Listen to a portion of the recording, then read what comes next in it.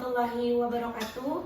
Perkenalkan, nama saya Nurhani Dayanti SPD dari SMPN 3 Cipanas, Kabupaten Lebak, dan CGP Angkatan 9. Saya hari ini tidak sendiri, ditemani oleh rekan saya yaitu Ibu Mimin Mintarsi SH dan juga guru mata pelajaran PKN di SMPN Negeri 3 Cipanas. Selamat pagi Bu Mimin. Selamat pagi Bu Ani. Gimana kabarnya, sehat? Alhamdulillah baik. Alhamdulillah kalau sehat ya Bu. Hari ini kita akan mengadakan percakapan praobservasi ya Bu. Sebelum nantinya Ibu masuk ke dalam kelas untuk melakukan observasi kelas gitu ya Bu ya. Nah, adapun tujuannya dilakukan observasi atau supervisi kelas adalah untuk mengetahui dan mengevaluasi jalannya proses pembelajaran yang nantinya akan Ibu lakukan gitu ya Bu ya. Dan adapun fungsi untuk praobservasi ini yaitu sebagai persiapan awal sebelum nantinya Ibu melakukan proses pembelajaran supaya Ibu lebih percaya diri dan Ibu bisa memberikan pembelajaran yang terbaik bagi murid-murid gitu ya Bu ya. Baik, di sini ada beberapa pertanyaan yang saya akan ajukan ya Bu Mimin. Yang pertama mengenai tujuan. Nah, boleh saya tahu nggak Bu, tujuan pembelajaran Ibu tuh apa ya?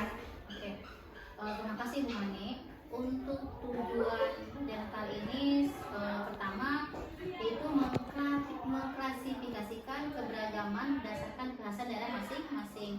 Contohnya adat istiadat, budaya, dan makanan khas dari daerah masing-masing, dan menunjukkan keberagaman contoh di lingkungan sekitar masing-masing gitu Bu Ani. Baik. Berarti tujuannya kurang lebih mengklasifikasikan keberagaman berdasarkan daerah masing-masing, meliputi upacara adat, rumah adat, pakaian daerah, dan makanan khas daerah. Begitu ya Bu ya? Oke, baik. Lalu bagaimana Bu untuk area pengembangan yang akan Ibu capai atau Ibu lakukan observasi? Oke, untuk area pengembangan di sini saya menggunakan pengetahuan dan keterampilan ya Bu Hani ya. Oke, baik. Terus dari segi itunya pengetahuannya itu tadi mengklasifikasikan berdasarkan bahasa daerah masing-masing ya. Terus yang keduanya yaitu memberikan contoh mengenai keberagaman dari lingkungan daerah sekitar masing-masing gitu. Oke, baik. Berarti ada dua ya Bu, ya. Pengetahuan dan keterampilan. Baik. Nah, yang ingin saya dengar nih Bu dari Ibu, bagaimana rancangan pembelajaran yang ingin Ibu terapkan di kelas nanti Bu? Mungkin dari strateginya, atau dari model pembelajarannya, ataupun dari metodenya gitu Bu. Mungkin dari segi strateginya ya, saya menggunakan kontekstual ya Bu Hani ya. Baik. Dan menggunakan metode discovery learning. Baik. Dan secara diskusi dan penugasan juga gitu. Oh, berarti dua ya Bu, diskusi dan penugasan juga. Oke, baik. Berarti modelnya tadi discovery learning, strateginya kontekstual, oke, dan metodenya tadi tanya jawab atau diskusi ya Bu ya. Dan penugasan. Baik. Nah, yang saya tanyakan kembali Bu, untuk medianya Bu nih Bu, apa yang akan Ibu gunakan kira-kira? Saya menggunakan media proyektor. Oke. Terus video. Baik. Dan laptop ya. Oke. Berarti proyektor, video, dan laptop untuk menayangkan video mungkin ya Bu ya. Oke. Nah, kira-kira Ibu mau melakukan pembelajaran itu hari apa nih Bu? Di kelas berapa? Mungkin saya akan melaksanakan pembelajaran itu yaitu besok hari, ya sekitar jam ke-3 di kelas 7B. Oke, berarti besok nih ya Bu ya, di jam ke-3 di kelas 7B. Berarti nanti saya akan masuk di kelas 7B jam ke-3 besok ya Bu ya. Nanti saya akan datang dan melakukan supervisi kelas, dan saya akan melihat dan mencatat hal-hal apa saja yang terjadi di dalam kelas ya Bu ya. Nah, setelah kita nanti lakukan observasi kelas, nanti kita berbincang-bincang lagi ya Bu terkait pasca observasi gitu ya Bu ya. Nah, itu merupakan percakapan terakhir kita ya. Setelah pra observasi dan pasca observasi. Nah, nanti juga pada saat pasca observasi akan didampingi oleh pengajar praktik saya, Bu, ya. Dari calon guru dari CGP, yaitu Bapak Tudi Setiawan SPD ya. Beliau merupakan PP saya gitu, Bu. Nanti kita ke sekolah ke sini. Ya. Nah, sebelum kita akhiri ini, Bu, kira-kira apa yang bisa Ibu dapatkan dari percakapan kita sekarang? Yang saya dapatkan hari ini perasaannya senang ya, bukan ya? Alhamdulillah. Senang, terus mungkin dapat ilmu baru juga. Dan agak tegang juga nih, karena kita akan diawasi oleh seorang pengawas ya, dan ada juga sekaligus pengajar praktik dari Rangkas gitu ya. Campuran itu campur-campur, ada senang, ada tegang juga gitu. Yang tegang-tegang, Bu, santai aja, karena kan beliau juga senang kalau misalnya mengajar kita gitu ya, membimbing kita gitu. Nanti kan lumayan kita, Bu, dapat ilmu, dapat masukan gitu ya, Bu ya. Oke, baik. Saya mau berterima kasih nih, Bu, sama Bu Mimin atas waktunya dan sudah bersedia ngobrol sama saya sekarang untuk melakukan supervisi besok gitu ya, Bu ya. Sampai ketemu ya, Bu, besok di observasi kelasnya. Nanti setelah observasi kita pasca observasi. Oke, terima kasih. Kira-kira ada yang mau ditanyakan lagi begitu, Bu? Mungkin untuk saat ini saya cukupkan dulu. Dan setelah itu, setelah observasi nanti mungkin ada ditanyakan ke Bu Hani sekitar supervisi nanti yang saya lakukan. Siap. Makasih ya banyak ya, Bu Mimin. Mohon maaf ya jika ada salah-salah kata. Ya udah, ayo, makasih ya, Bu. Ya, assalamualaikum. Assalamualaikum warahmatullahi wabarakatuh. Waalaikumsalam warahmatullahi wabarakatuh. Semangat pagi anak-anak.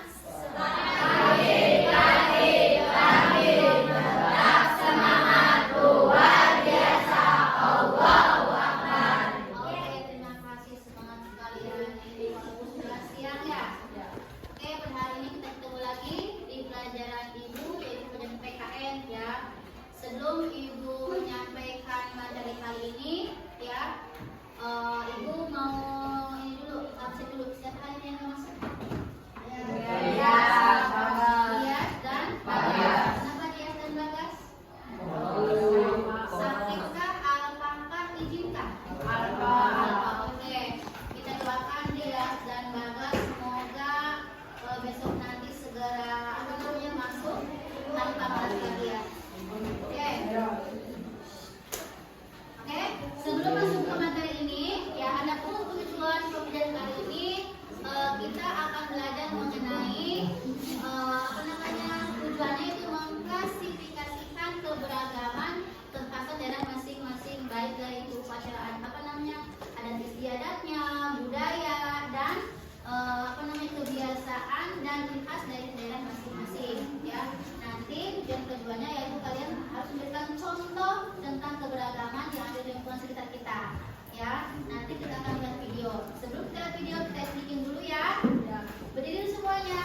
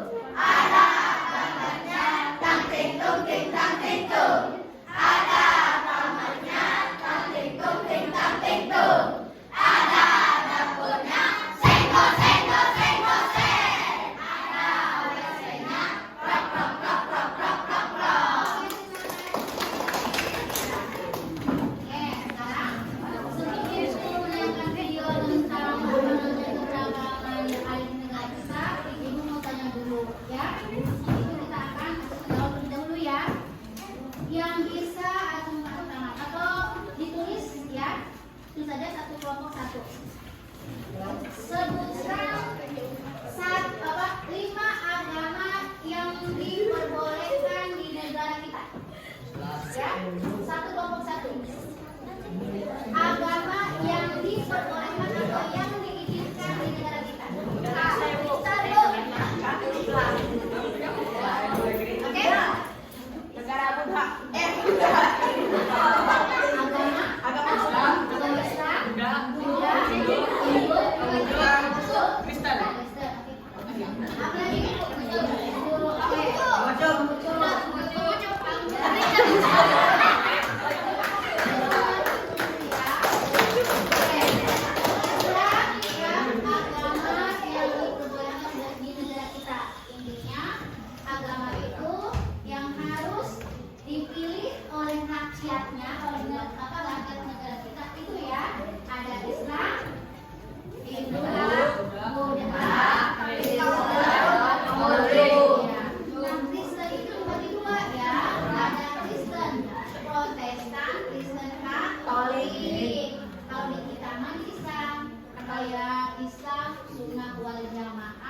dan Islam Muhammad ya itu bagian dari agama Islam itu ya agama yang diperbolehkan di negara kita. Oke, sekarang ibu akan menayangkan video keberagaman di negara kita. Intinya walaupun kita beragam dari mulai agama, budaya, adat istiadat maupun dari khas masing-masing, jangan menjadikan permasalahan. Ya, oke kita akan lihat videonya.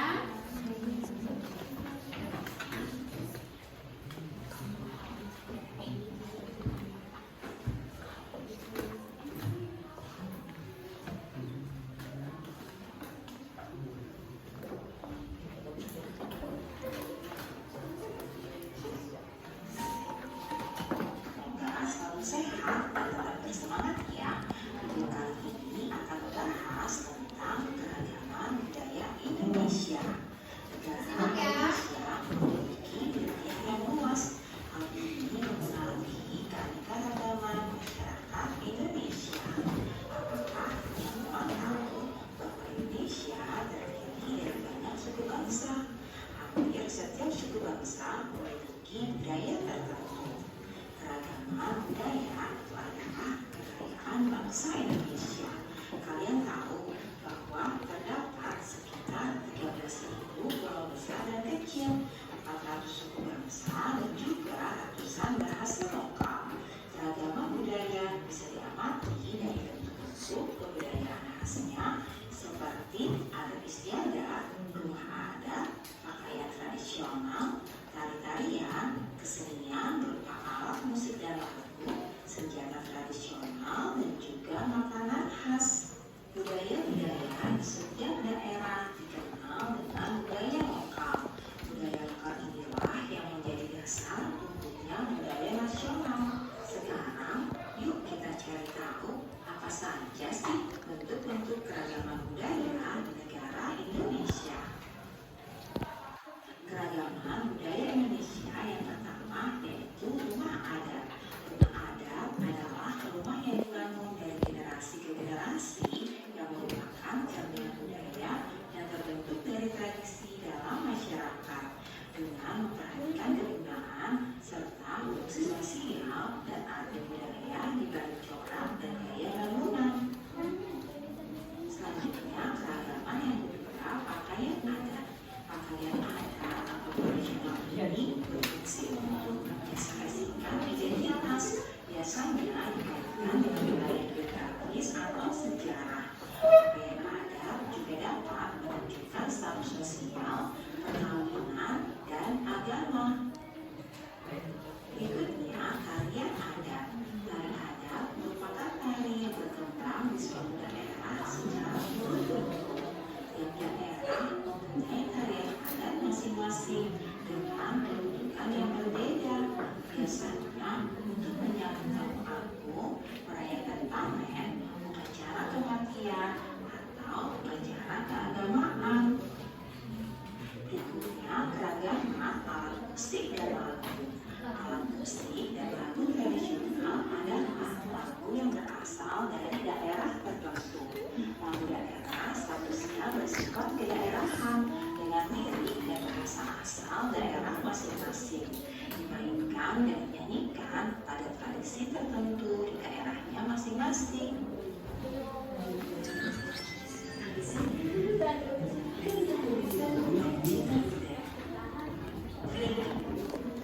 Oke, ya. Tadi sudah lihat ya mengenai keragaman budaya. Tadi yang pertama kita lihat rumah apa itu? Rumah adat. Rumah adat mana? Papua. Bentuknya sama nggak dengan rumah adat yang ada di kita? Kalau kita rumah adatnya kayak gimana? Bambu. Kayak leit dan tahu leit? Ya, tahu leit ya. Dari apa dibuatnya itu? Dari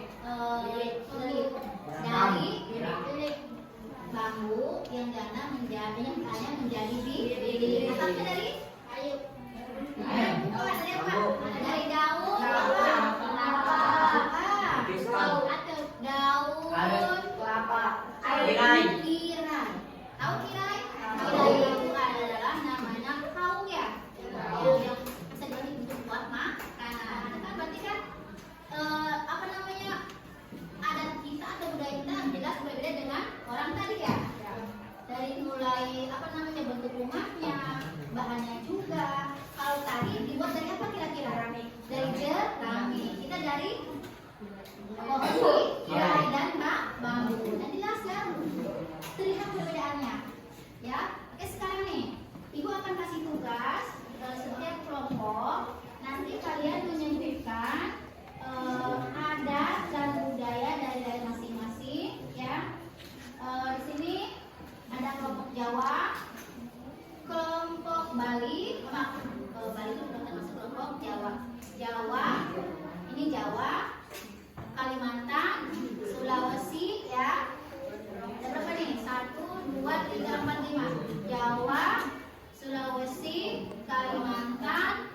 Sumatera, itu lagi?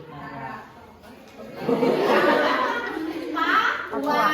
Ya, yang berarti berarti yang paling jauh di Papua. Ya. Kalau orang Papua gimana? Ciri khas dari wajahnya? Ya. Kalau orang Jawa sama wajahnya kayak gimana? Hitam. Kalau orang Sunda wajahnya kayak gimana?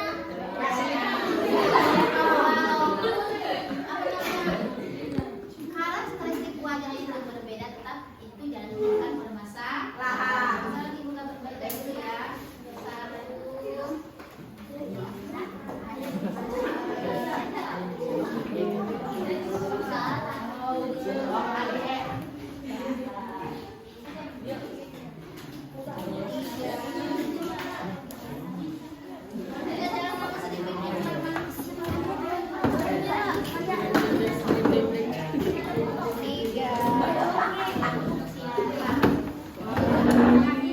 Kalian siapkan kertas lembar di kelompok masing-masing. Rama kesini deh ramanya.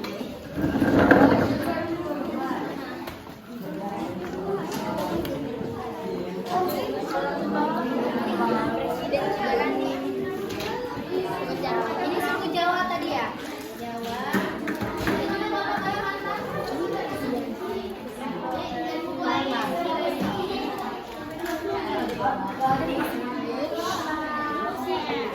Oke, silakan bergabung diskusikan mengenai apa namanya keragaman budaya yang ada di kelompok masing-masing ya. Misalkan ini topik Jawa, ini topik Kalimantan, Sulawesi. Ya, buka dulu kertas lembarnya, buka dulu kertas lembarnya, siapkan tuliskan nama kelompoknya ya. Oke, udah siap ya? Oke, sekarang perwakilan dari kelompok Jawa untuk mempresentasikan nilai. Silakan maju kelompok ini. Bagi yang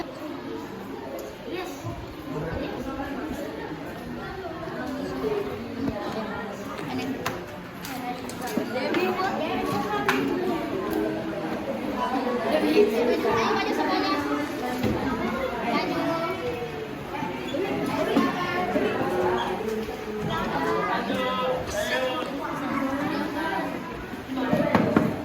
Dari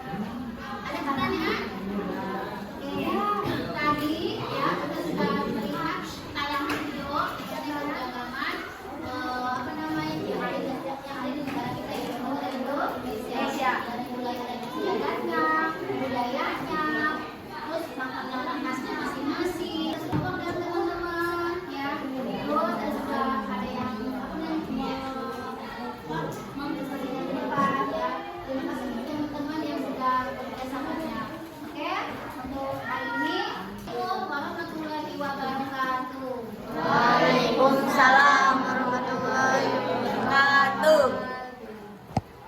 Assalamualaikum warahmatullahi wabarakatuh.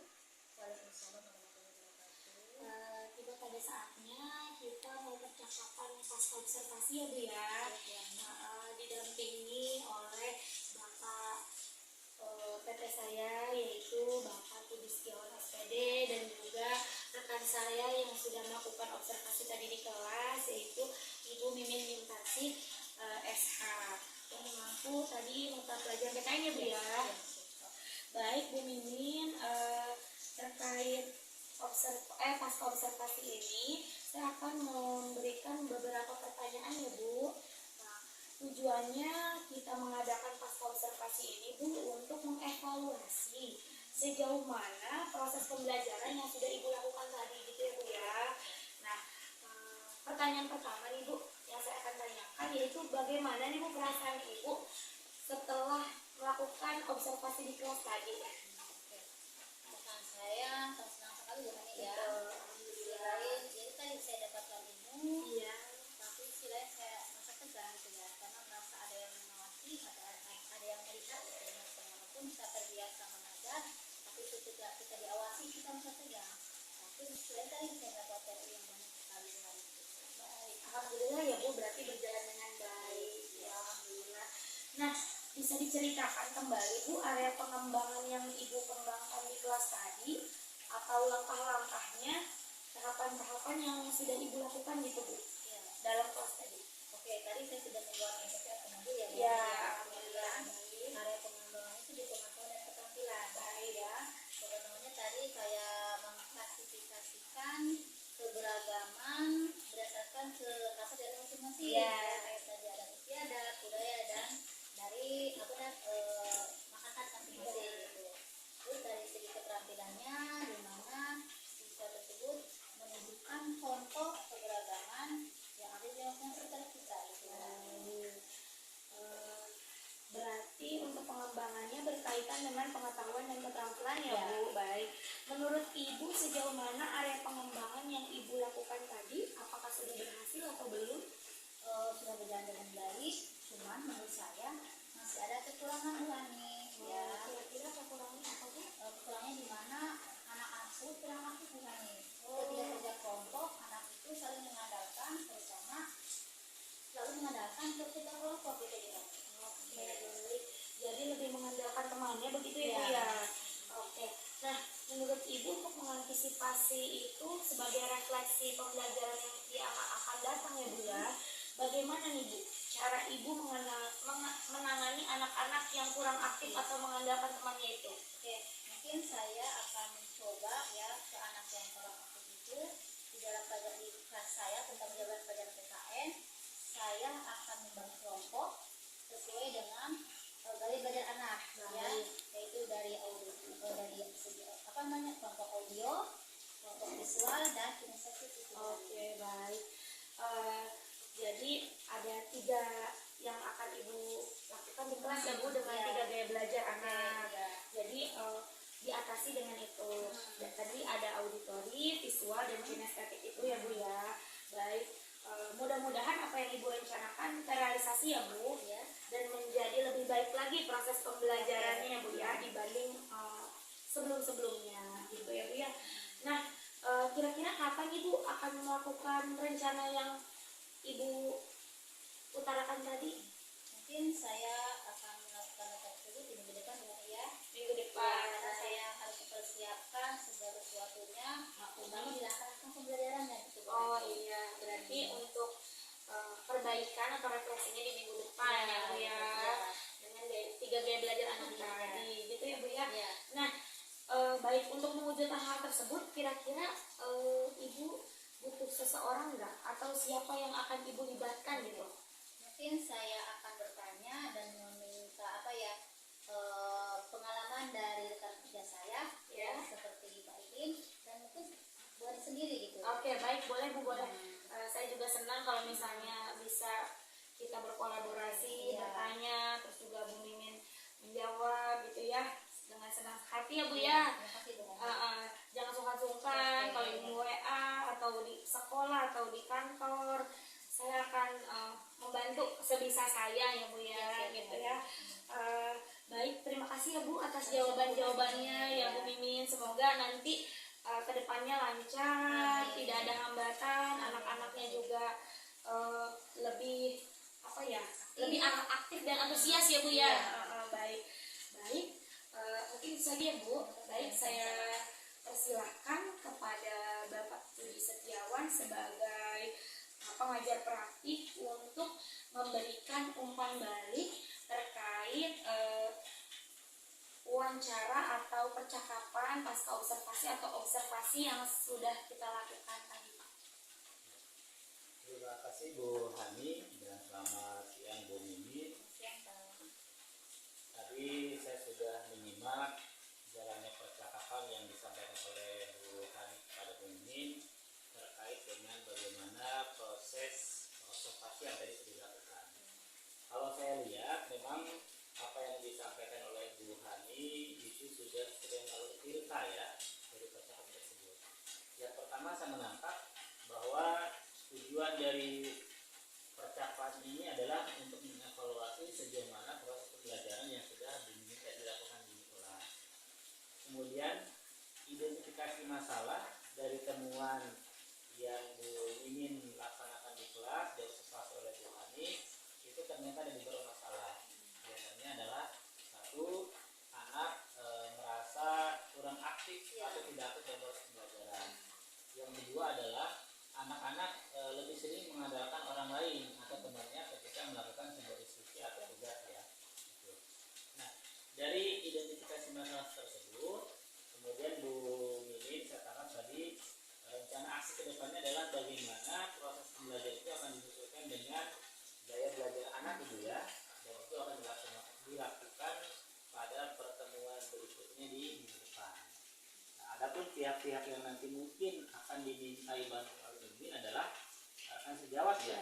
Dalam hal ini adalah Bu Hani selaku TGP dan Pak Iin selaku fasilitator. Saya yakin pengalaman kedua rekan saya itu sudah sangat mumpuni dan mudah-mudahan hal ini bisa memperbaiki bagaimana proses pembelajaran Bu Mimin di kelas pada pertemuan-pertemuan berikutnya. Itu saja barangkali Bu Hani, Bu Mimin apa yang bisa saya sampaikan. Terima kasih, mudah-mudahan ada perbaikan yang lebih baik dari hasil pertemuan kali ini. Terima kasih. Assalamualaikum warahmatullahi wabarakatuh. Waalaikumsalam warahmatullahi wabarakatuh.